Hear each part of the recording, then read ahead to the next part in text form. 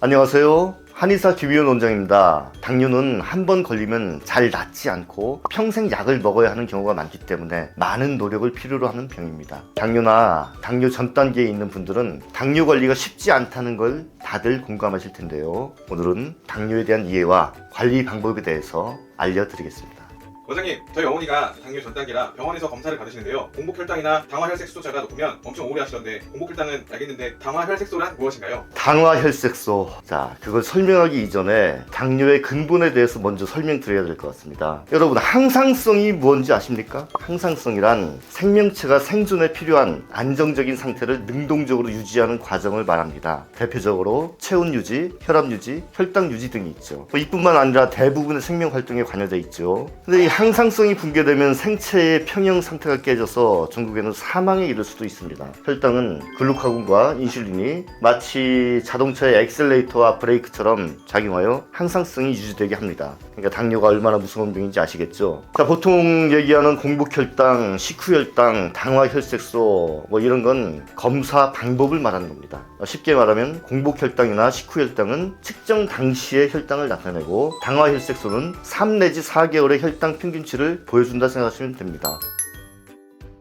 혈당 유지가 체온 유지만큼이나 아주 중요한 거군요. 그럼 혈당 관리를 잘 하려면 어떻게 해야 하나요? 아까 말씀드렸듯이 항상성이 중요합니다. 당뇨는 대부분 혼자 오지 않고 고지혈증, 내장 비만, 지방간 등과 동반되는 경우가 많습니다. 또한 1차 합병증으로 결합 조직에 이상이 많이 올 수 있습니다. 쉽게 얘기하면 피가 맑아야 하는데 그렇지 않고 찐덕찐덕해진다 상상해보세요. 흐르기 쉽지 않고 여기저기 고이고 막히기 쉽겠죠? 그로 인해 혈관뿐만 아니라 신장, 망막, 간, 뇌, 심장 판막, 관절, 연골, 손끝, 발끝 등등 수많은 부위에 이상이 생길 수 있습니다. 자, 그럼 당뇨는 왜 생길까요? 물론 선천적인 원인 말고 후천적 습관에 대한 질문입니다. 혈당은 인체의 에너지원으로서 당연히 있어야 되는데 너무 많아서 생긴 문제 아닙니까? 너무 많이 먹고 덜 움직여서, 즉 공급은 과잉인데 소비는 적은 상태라는 거죠. 자연계 동물에 비해서 현대인은 매우 많이 먹습니다. 또한 도시인일수록 덜 움직이게 되죠. 그래서 항상성에 이상이 올 가능성이 매우 증가되게 됩니다. 그러면 관리 방법은 쉽게 알 수 있겠죠?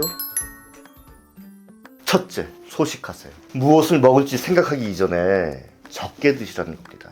물론 굶으란 소리가 아닙니다. 새끼 식사는 하되 밥을 절반으로 줄이세요. 그리고 나서 당뇨에 좋은 음식을 드시는 겁니다. 그럼 당뇨에 좋은 음식은 무엇일까요? 한의학에서는 보통 오미, 즉 산고 감신함이 있다고 합니다. 각각 신맛, 쓴맛, 단맛, 매운맛, 짠맛이죠. 근데 답은 여기에 있지 않습니다. 오미 이외에 단미라는 게 있죠. 담담한 맛이라는 뜻입니다. 현대인은 너무 강한 맛에 노출되어 있습니다. 음식을 섭취한 이유를 영양 활동에 국한지지 마시고 좋은 항상성의 유지라는 측면으로 생각하시는 게 좋습니다. 영양은 충분하다 못해 철철 넘쳐서 여기저기 쌓여서 그게 병을 만들어내는 거죠. 우리 다 같이 싱겁게 먹고 싱거운 사람이 되봅시다. 둘째, 적당한 운동을 하세요.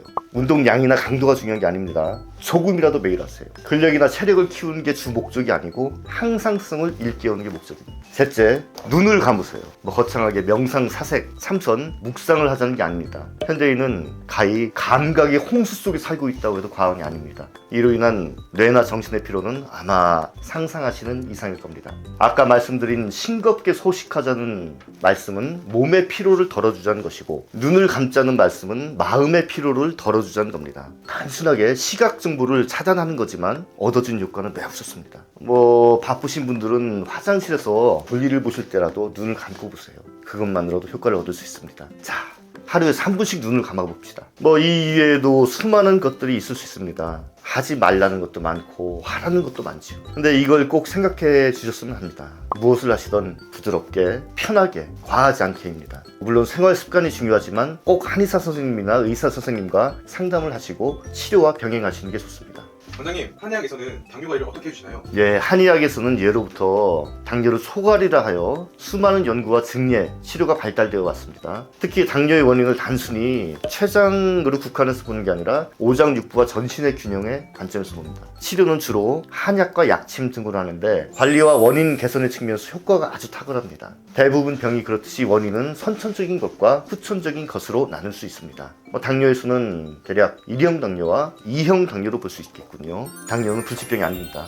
난치병이죠. 한의원에서 충분히 치료도 가능하고요, 개선도 가능합니다. 양약은 당 수치의 유지가 주 목적이라면 한약은 불균형의 원인을 찾아서 균형을 맞춰줘 자연히 치료되게 하는 게 목적이죠. 즉 제가 누누이 말씀드렸던 항상성의 회복입니다. 당뇨에 걸리신 분들뿐만 아니라 당뇨나 성인병이 의심되시거나 건강 상태에 의심이 되시는 분들은 꼭 가까운 한의원에 가셔서 상담 받으시기 바랍니다. 불치이병, 치미병이라 했습니다. 이미 병든 것을 치료하는 것보다 병이 발생하기 전에 치료하는 것이 훨씬 낫다는 뜻이지요. 자, 그럼 당뇨뿐만 아니라 성인병에 도움이 되는 오장 마사지법을 알려드리겠습니다. 자, 이제부터 몸에 좋은 오장 마사지법을 알려드리겠습니다. 주먹을 쥐고 그냥 진동만 준다고 생각을 하세요. 배꼽 밑에서부터 위아래로 줍니다. 다음은 명치 부분에서 손이 놓치고 갈비뼈 라인 따라서 들어갑니다. 가운데로 보이고 배꼽 밑에까지 내려오고 옆으로. 자, 손을 편안히 하시고 왼손을 배꼽 밑에 대세요. 네, 오른손을 아까처럼 주먹을 살짝 쥐고 어깨와 가슴의 연결 라인을 손날로 줍니다. 가슴을 약간 내리세요. 내리고 폐를 자극하는 겁니다.